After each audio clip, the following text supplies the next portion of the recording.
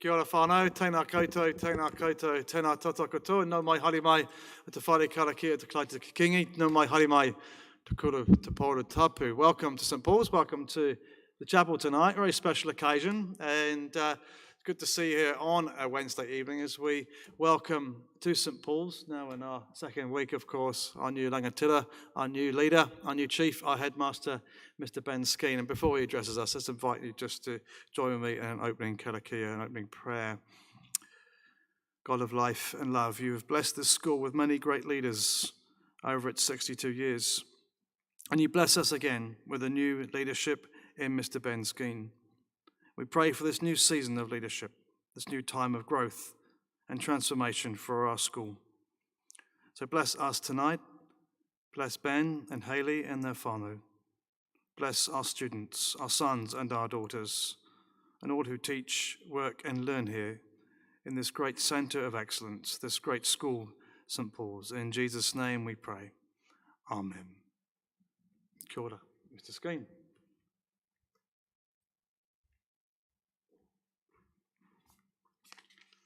Thank you, Rev. Tēnā koutou katoa, koutou mai nei e tēnei rā, ko Ben Skeen tōku ingoa. Good evening and welcome, ladies and gentlemen.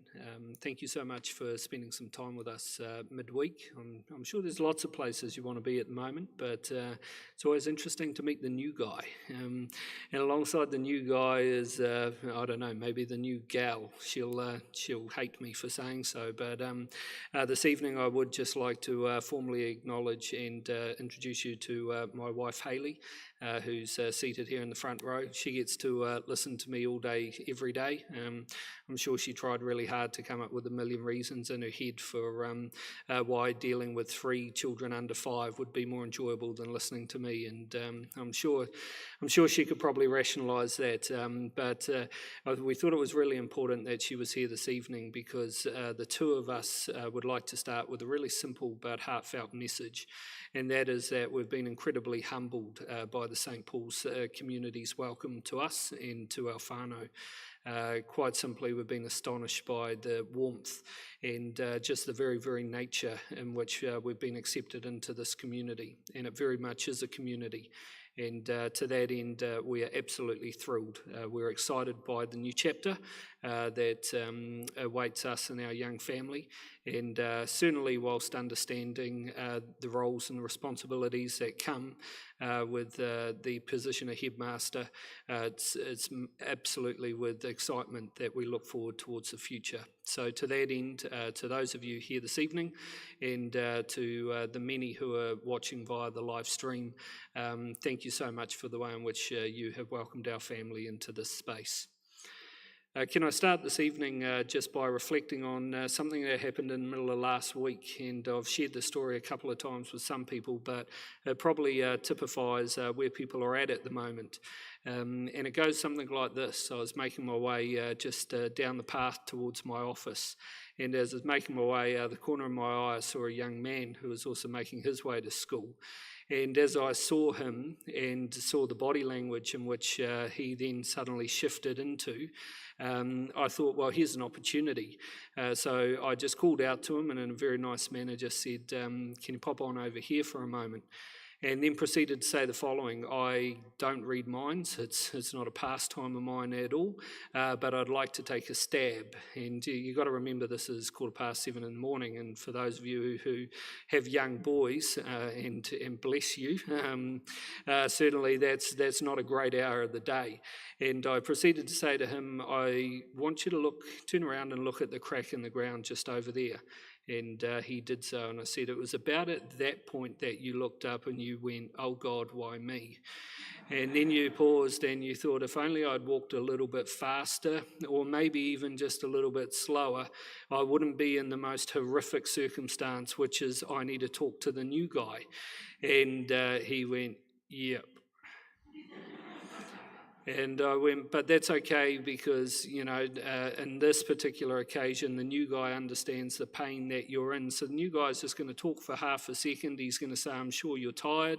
He's going to mention at the same time that actually it doesn't get any worse than this. And I paused and he went, yep. And it said, so the new guy just simply says to you, I hope you have a fantastic day because it can't get any worse than this. I paused again and he went, yep. And that was the level of our interaction. We just moved forward from there. And for me, it was a beautiful interaction. It summarised a lot of things, really. As the new guy arriving, certainly I'm really aware that people are sitting there going, who is this person? Who is this family? And, maybe it might take a little bit of time just to work out kind of what he stands for or where his priorities are at. And secondly to that, the very notion of as you meet someone new and you're trying to understand who they are, this real sense of, what the future could be and what other interactions could look like with that particular individual. And to that end, I do think Michelle Smith and people who are incredibly smart, way more intelligent than I am, who had the vision to put on a night like tonight, because it does, in this more formal setting, give us the opportunity to have a conversation, or at least me to commence one, and then for us to move to a more informal setting in order to just actually enjoy each other's company. So to that end, I thought it would be really meaningful or really purposeful tonight to provide you with two major aspects. So the first is really answering a simple question, why St. Paul's? And I'm sure that when you all met with Mr. Grant Lander or a member of the senior leadership team here, you were asked that question. So it's only fair that actually I respond in kind and answer what my version would be, because whether it is that your child is in year 9 or year 12 or is maybe preparing in the final terms before becoming a leaver or anywhere else in between, certainly that apprehension and that thought process as to are we making a good decision, is this the school for us, is something that I know you would have thought long and hard about. And to that end, I want to share with you the thought process that myself and Hayley went through that have landed us in this space at this time. So the first comment I'd make is why St. Paul's? Because the very essence of this place is an education grounded in faith. And the beauty of something being grounded in faith is it lasts for all eternity. We are preparing young men and young women for a future that is incredibly complex outside those gates. We're preparing them for future careers that we can't even envisage in its current form what they could look like. We're preparing them for a future that, if we look at the common complexities right now, the impact of pornography, the proliferation of vaping and substance use, the very nature of relationships and the messiness of trying to work out what your identity is in a world that tells you can be everything but at the same time criticises you for being something. Our young people are growing into a space that, unlike any generation before, it leads them to a viewpoint that actually that world out there is really troubling and not so particularly beautiful. I pause at that point to say that there are aspects of those statements that ring true. There is a lot of ugliness out there, but there is an incredible amount of beauty. So why did we pick this space? Well, because beauty starts first and foremost in knowing that all of our existence is grounded in the fact that we have to be here for a reason. This world has to be something bigger than ourselves. And here, under the mentorship, under the guidance, the guardianship of the Rev and our fantastic staff, we allow young people to explore in that space. Not to indoctrinate them to such a point where we say this is the worldview that they have to have, but to encourage them and really champion the idea that they need to develop a set of beliefs in something. And in this particular space, this very sacred space, but also in classrooms throughout the school, our staff are tasked with the idea that actually it can't just be about the collection of a qualification, that education in a holistic sense needs to be much more than that. So we as a whānau pick St. Paul's for the next chapter of our lives because I want to be part of leading, I want to be part of guiding, I want to be the guardian of a place that says education is more than what mark you get at the end of 5 years. Another reason why we're here, why we've chosen St. Paul's, is because this is a community that demands excellence. And I don't say that lightly. in a national framework where a lot of schools and a lot of communities and a lot of commentators out there are just saying actually standards academically are a little bit too high, and we need to create ways for people to just experience everyday success. And if that means that we need to lower the bar somewhat, and if that means that we need to make our learning more accessible, and certainly if that means that we need to make everyday fun, then we're willing to do that. And my understanding, talking to parents, talking to collegians, especially talking to the board and the staff here, is that's not the default position. Instead, the opposite is quite true. That here you will gain a robust and rigorous academic education. That you will be challenged to study things that may naturally not come to you straight away. That you will be focused on the pursuit of academic knowledge, and that you'll be in small groups and receive a personalised education that is fit for purpose, that is going to prepare you with the acquisition of skills and also foundational knowledge that then you can step as a young person into a world out there armed with a vast array of opportunities. We chose this place because it's about excellence. We also chose this place because absolutely every part of it is about taking young people and making sure that at every turn there are adults and others in the wider community, including their peers, who are there to support them. The house structure, the very nature of the Haora program, the fact that there are seminars that are built and delivered for young people pitched at their level that they can access is something that mattered to us as people as we looked at the next school that we would be investing our time and energy into. None of those things are new, none of those things are my initiative. All of those are things that are in place here because the staff here firmly believe that in that complex world there need to be touchstones every day where young people can share, where young people can receive wise counsel, and where young people can be armed with a toolkit or a backpack of sorts to step out into the world knowing that they're not the finished product. And that's okay, knowing that they don't have all of the answers, but at least they took the time to ask the questions. Knowing that actually the solution's not always going to be right in front of them, but at least they have transferable skills that allow them to understand that sometimes life actually just is downright tough. And sometimes out of that darkness, then you find a way to fight through. And many call that resiliency or grit. But this place teaches it by the experiences it provides and then the reflections that it takes young people through so that they understand the power of each of those formative experiences. There's absolutely no surprise for those who have young men in the room that Tihoi sits as an incredibly special feature of this place. It's hard. It's damn hard. And out of that, sometimes you scrape a little bit and somehow you kind of work through that isolation, through that rainy day when you're out on solo by yourself, and you hold on to the very fact that you're actually just growing and that you're not the finished product. And that as time comes and you start to see those around you who have gone through the same difficult experience, that you start to understand that actually anything can be overcome, particularly when the human spirit rises to the occasion.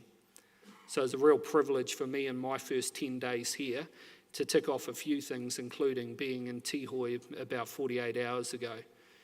It was a delicious fettuccine, may I add. It was stunning. And the eggs at Frank's house were outstanding. I explained to the young people at Frank's house, it just sounds like you're local. And then I proceeded to ask them, what'd you have for dinner last night? And they said, bangers and mash. I said, exactly, that's what you get at Frank's. Just good fare. But to that end, it was wonderful to be among young people. And in particular, what really struck me was as I arrived and they performed a haka, the young lad who stood up eyeballed me and said, sir, welcome to our place. And I love that, because that word our speaks to ownership. And it speaks to a sense of belonging.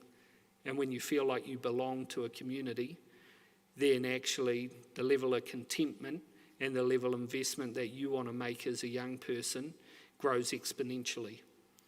that for me was a real privilege over the last few days. Equally at the same time, it's been a real privilege to walk through the different boarding houses here that we have on campus, and the day houses as well.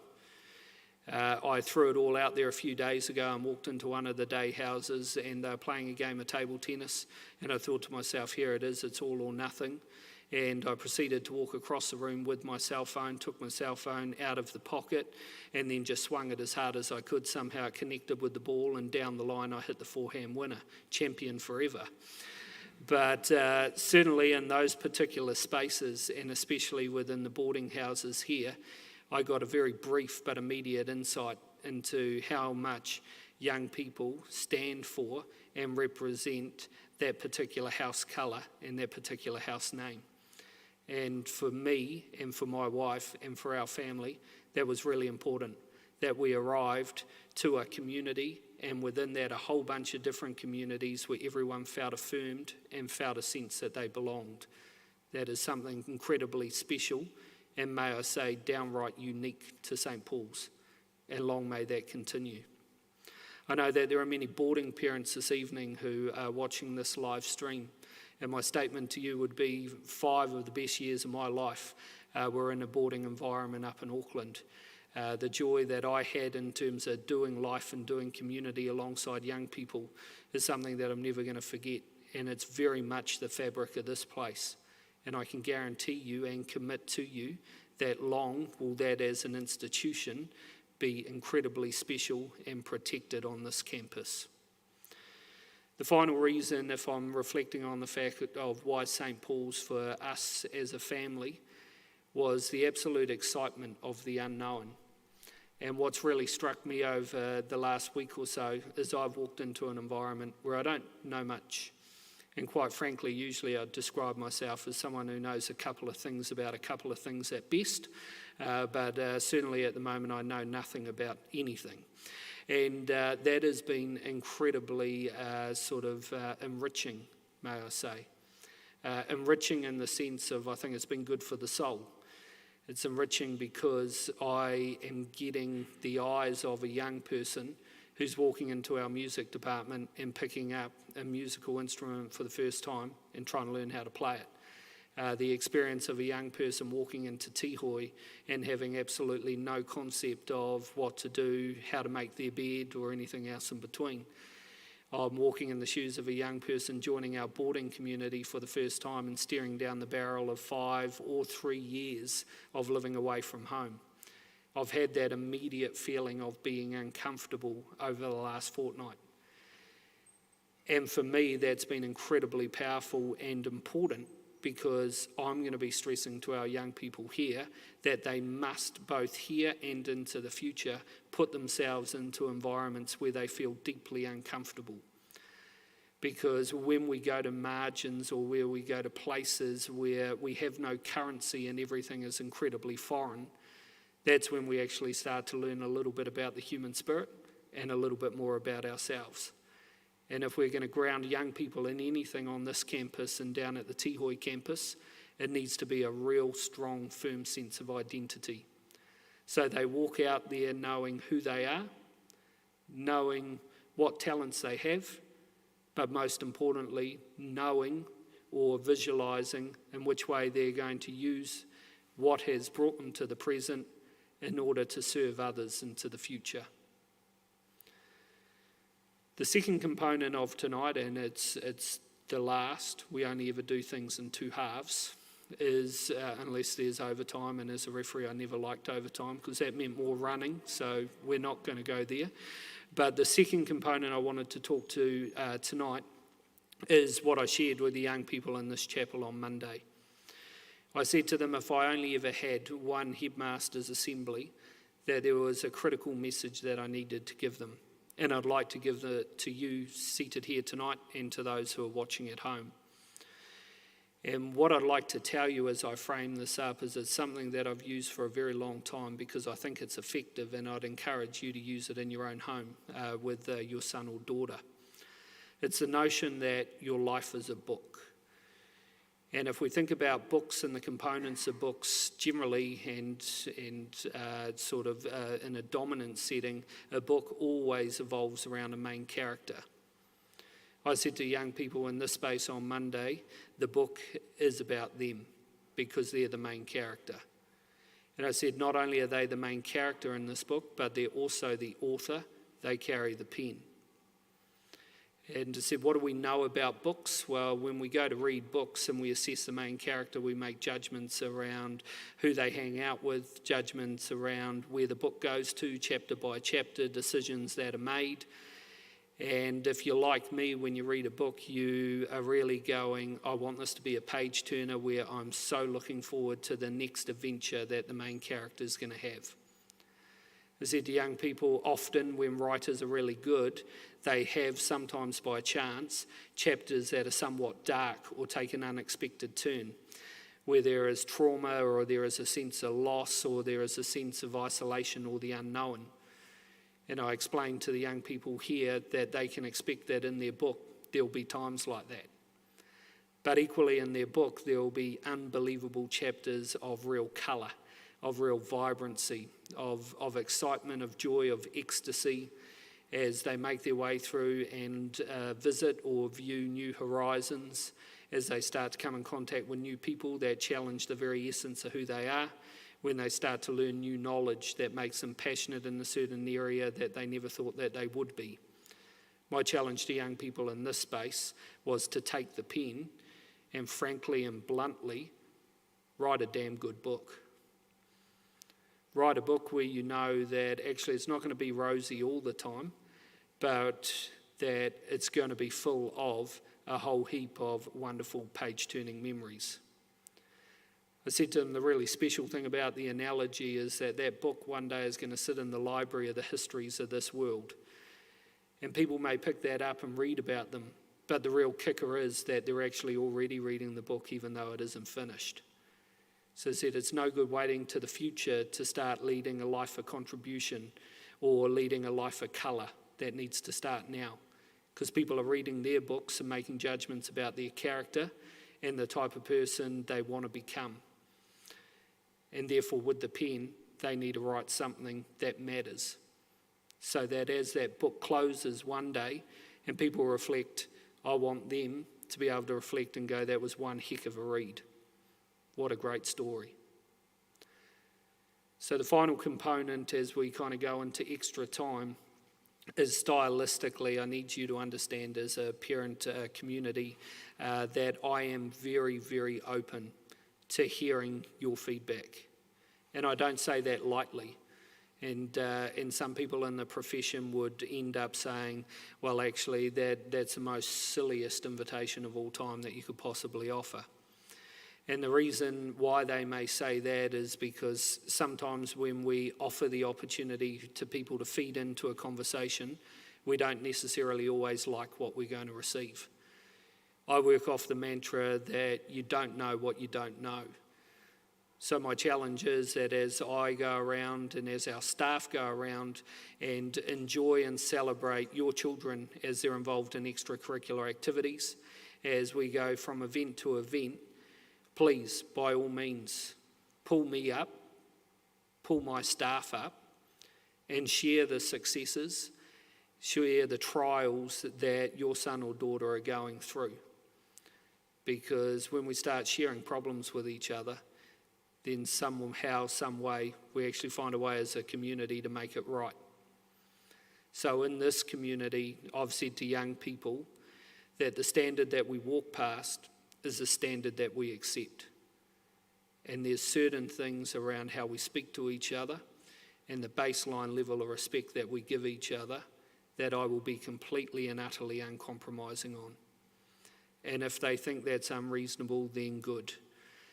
Because we need young people to know that if we're going to make it as a community and if we're going to make it as a society, if we are going to do partnership properly with one another, then that starts from a base of respect. It starts from a base of having integrity, of doing the right thing even when no one's watching. And it starts from a place of having the courage to call each other out and to say, that's not us, when somebody fronts and does something that's a little bit short of our expected means. So to that end, I'd like to conclude this evening by sharing with you just a little quote or a comment, a section of a speech that I shared with young people in this space, because it probably summarises or encapsulates really nicely some of the key messaging tonight. I said to them on Monday that this particular speech was given on April 23, 1910. It was given by Theodore Roosevelt, who had become one of the most widely recognised and quoted US presidents of all time. He had left office a year earlier in 1909. Do you notice how I'm a history teacher by trade? And he had made his way into Central Africa and then into Northern Africa and then finally in Europe by 1910. In attending events, he made a series of speeches, including in places such as Cairo, Berlin, Naples, Oxford, to name but a few.